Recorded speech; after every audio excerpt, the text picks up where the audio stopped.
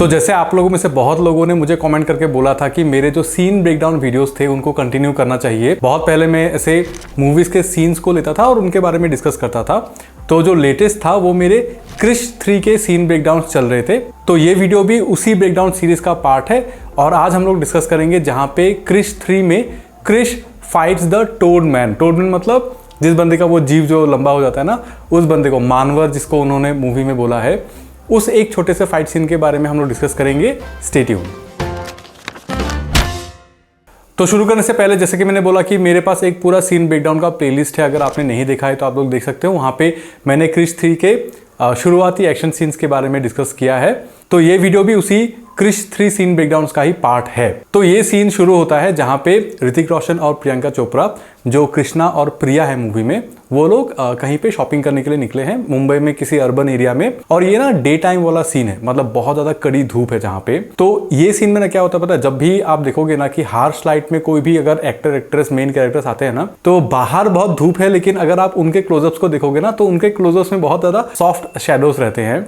जो ये चीज ना मुझे बहुत ज्यादा बग करता है, क्योंकि पता नहीं क्यों मूवीज में ऐसा करते हैं कि क्या खराबी है जब अगर आप हार्श धूप एक्टर एक्ट्रेस के चेहरे पे अगर आने दोगे तो क्या ही प्रॉब्लम है। लेकिन बहुत सारी मूवीज में ऐसा करते हैं कि बाहर बहुत ज्यादा धूप है, वो लोग भी धूप में खड़े हैं, लेकिन फिर भी उनके चेहरे पे एकदम सॉफ्ट लाइटिंग है। और ऐसी बात नहीं है कि इस मूवी में उस लाइटिंग को मेंटेन नहीं किया गया, क्योंकि इस पूरे सीन में 2-3 ही कैरेक्टर्स है। जैसे कृष्णा है, प्रिया है, देन कृपाल है जो अपना राजपाल यादव है, उनकी गर्लफ्रेंड है, एंड जो मानवर जिसके साथ क्रिश फाइट करेगा बेसिकली, ये सारे मेन कैरेक्टर्स है इस सीन में।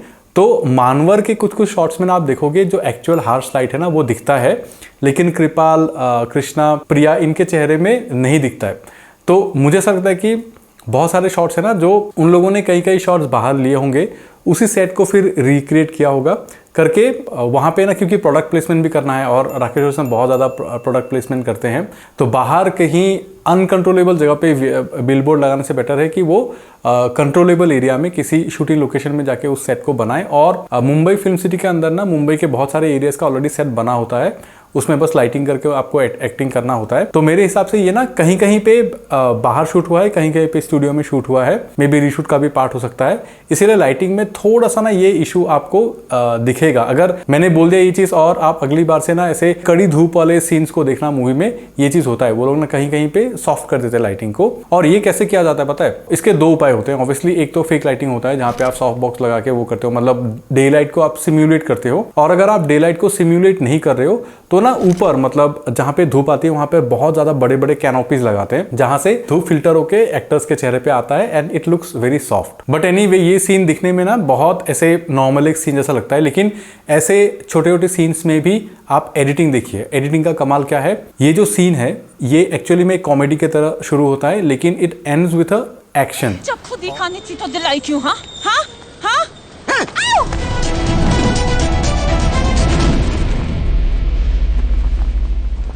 और ऐसा टोन में लेके जाना इज अ स्किल, इसको एडिटिंग में करते हैं, क्योंकि शूटिंग में स्क्रिप्ट में आपको लिखना पड़ता है, एडिटिंग में आपको ऑडियंस को ना उस बीट के हिसाब से आपको लेके जाना पड़ेगा, आपको टेंशन बिल्डअप करना पड़ेगा, आपको सब कुछ बिल्डअप करना, जस्टिफाई करना पड़ेगा जो इसके बाद वाला जो एक्शन आएगा वो क्यों आया। ये मैं इसलिए कह रहा हूं क्योंकि यहाँ पे क्या है, वो लोग आइसक्रीम खरीदने जाते हैं और जो अपना टोडेज भाई है, जो अपना लंबे जीव वाला मानवर है, वो ना लोगों के आइसक्रीम्स को चुराता है। और मेरे बोलने से पहले अगर आप ये सीन देखोगे ना तो आपको लगेगा कि वो जो बंदा है वो बहुत सारे लोगों के आइसक्रीम्स को खा चुका है, बट ऑन स्क्रीन ये बंदा सिर्फ 5 बार आइसक्रीम चुराता है, सिर्फ 5 बार।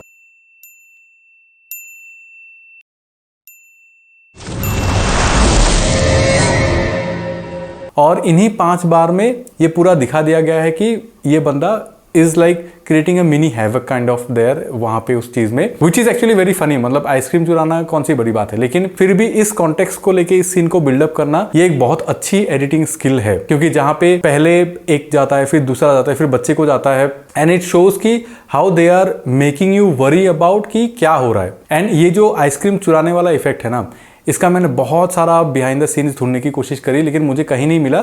ये जो इफेक्ट है, मतलब आइसक्रीम के ऊपर से जो ऐसे आइसक्रीम निकल जाता है, कोन से जो आइसक्रीम निकल जाता है, ये इन्होंने कैसे किया नहीं पता। अगर VFX है तो बहुत ही अच्छा काम है, बट आई फील ये प्रैक्टिकल इफेक्ट है। मतलब उन्होंने रस्सी से कहीं पे वायर से खींचा होगा, क्योंकि जो एक्टर्स होते हैं उनका कोन भी ना बहुत नेचुरली ऐसा मूव करता है। तो आई डोंट नो कैसे किया, लेकिन जैसे भी किया बहुत ही इफेक्टिव है। एंड ऑब्वियसली जैसे ही अपना तोडेश भाई ऐसे आइसक्रीम चुराते रहता है, इतना फास्ट है, उसको देखने के लिए क्रिश को अपना सुपर स्पीड यूज करना पड़ता है। एंड क्रिश बेसिकली सीज की एक जीव आके आइसक्रीम लेके चला जाता है और जीव उधर जाके खत्म होता है कहाँ पे। सो ही गेट्स ए लीड कि अच्छा उधर से कुछ आ रहा है and let me follow it. और जैसे ही कृष्णा तोडेश भाई को फॉलो करता है, the scene shifts to a alleyway. अभी जब मैंने पहली बार देखा था ना ये सीन, तो मुझे बड़ा अजीब लगा था, क्योंकि इंडिया में ऐसे एलीज का कॉन्सेप्ट है नहीं, क्योंकि our cities are very unplanned. और एलीज एक्चुअली क्या होता है कि जो एक पूरे सड़क का जो मेंटेनेंस पार्ट होता है ना, वो बेसिकली एली वे बोलते हैं ना, वहां पे होता है। एंड यूएस या फिर वेस्टर्न कंट्री जो होते हैं वहां पे ब्लॉक्स होते हैं, तो हर ब्लॉक में आई थिंक 2 या 3 एलीवेज होते हैं, तो उस हिसाब से होता है। इंडिया में बहुत कम है, मैंने शिलोंग में देखा है अपने आंखों से ऐसे एलीवेज, क्योंकि वहां पे थोड़ा सा प्लान्ड है, बट फिर भी वो इतना खाली नहीं होता है। वहां पे भी वेंडर मतलब you know how population works like. हमारा पॉपुलेशन बहुत बड़ा है, तो आपको खाली जगह बहुत कम मिलेगी, वो भी इतने बिजी स्ट्रीट में। बट फिर भी इस सीन के सेटअप के लिए इंपॉर्टेंट था ये एलीवे, तो उन्होंने इस फाइट को इस एलीवे में शिफ्ट किया। तो होता यह है कि तोडेश भाई भागते हैं, कृष्णा फॉलो करता है, कृष्णा बिकम्स क्रिश, एंड एक रिवील होता है of Krrish.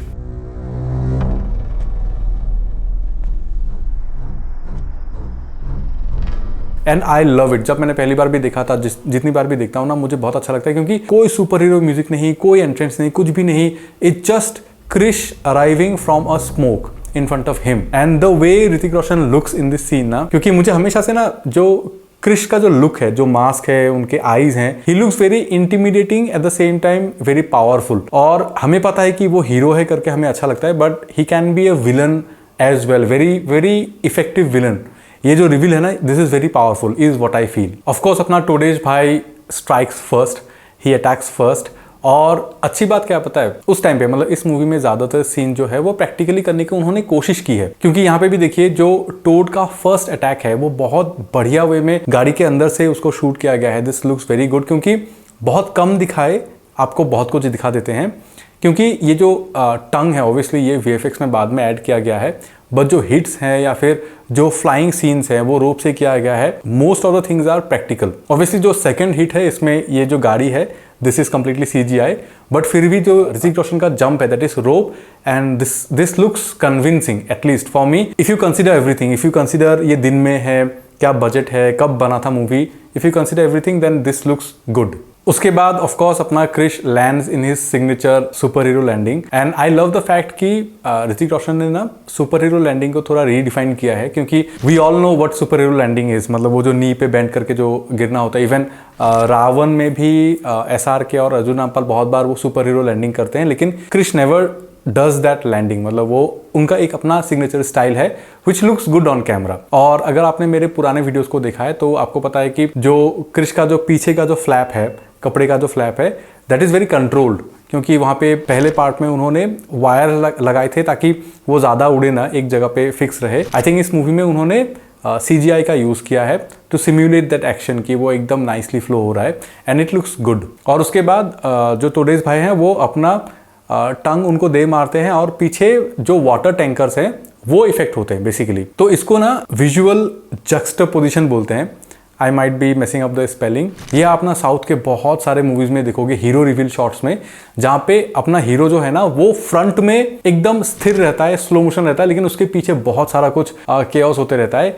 This looks damn good. और यहाँ पे ना राकेश रोशन जी उसी चीज को यहाँ पे इंप्लीमेंट करने की कोशिश कर रहे हैं कि Hrithik is there, Krrish is there, लेकिन पीछे पानी का पूरा ब्लास्ट हो रहा है। So this is what it is. और इसी चीज का अगर आप देखोगे, देखिए इसलिए मैं बोलता हूँ कि क्रिएटिविटी में ना कोई रूल नहीं होता है कभी भी। अगर आप देखोगे तो ट्रांसफॉर्मर पार्ट 1 में एक सीन था जहाँ पे वो लड़की ऐसे चिल्लाती है ऊपर देख के, और ऊपर आयरन हाइड पूरा फॉर्म होते जाता है। दैट इज विजुअल जस्टिपोजिशन, लेकिन उसमें ऑडियो जो है ना उसको उल्टा कर दिया। मतलब लड़की स्थिर है, ऊपर बहुत कुछ हो रहा है, अपना ऑटोबोट पूरा ट्रांसफॉर्म होकर जा रहा है, but at the same time जो साउंड है वो आपको ऑटोबोट का सुनाई देगा, लेकिन लड़की का जो स्क्रीम है वो भी म्यूटेड है।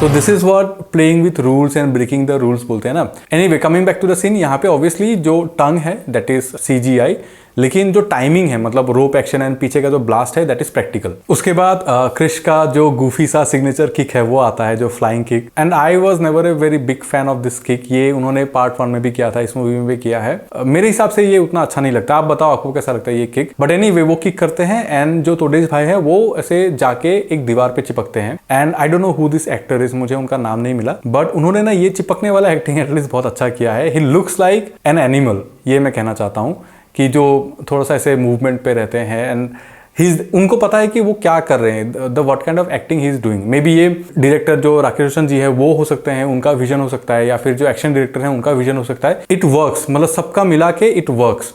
और यहाँ पे ना जो अपने टोड हैं उनके हाथों में जूम करके दिखाया जाता है कि कैसे वो चिपकते हैं, उनका स्किन कैसे बिहेव करता है। Trust me this was not necessary, लेकिन फिर भी उन्होंने वहाँ पे एफर्ट डाल के दिखाया, सो कुडोस। और मैं जो इफेक्टिव एडिटिंग के बारे में बात कर रहा हूँ ना, सो ये एक छोटा सा एक्शन सीन है, लेकिन फिर भी इधर ना स्टेक्स पता चलता है। मतलब जो तोडेश भाई हैं उन्होंने इस पूरे सीन में सिर्फ 3 ही बार अपने जीव से अटैक किया है और तीनों अटैक्स ना इफेक्टिव है। वो कृष्णा को हिट नहीं कर पाए बट उसका इफेक्ट पता चलता है। एक बार गाड़ी वो हो गया, एक बार पानी वो हो गया, दिस एक्चुअली लुक्स गुड। और ये जो फाइनल अटैक है वो बेसिकली वो जो नो हॉर्न वाला साइन है वो क्रिश की तरफ दे मारते हैं एंड क्रिश फिर उसी को पकड़ के फिर से रिवोल्ट करता है, मतलब वो उनो रिवर्स करते हैं बेसिकली। और ये ना जब मैंने इसी सेम चीज़ को थॉर लव एंड थंडर में देखा था, जब जियूस ऐसे थॉर को मारते हैं और थॉर उसको फिर उन्होंने रिवर्स करते हैं, तो मुझे ऐसा लगता है कि वी डिड इट फर्स्ट, मतलब क्रिश डिड इट फर्स्ट, ऐसा मुझे लगता है। बट एनीवे क्रिश उनको हिट नहीं कर पाते हैं, जो तोडेश भाई है वो बच जाते हैं and he uses that platform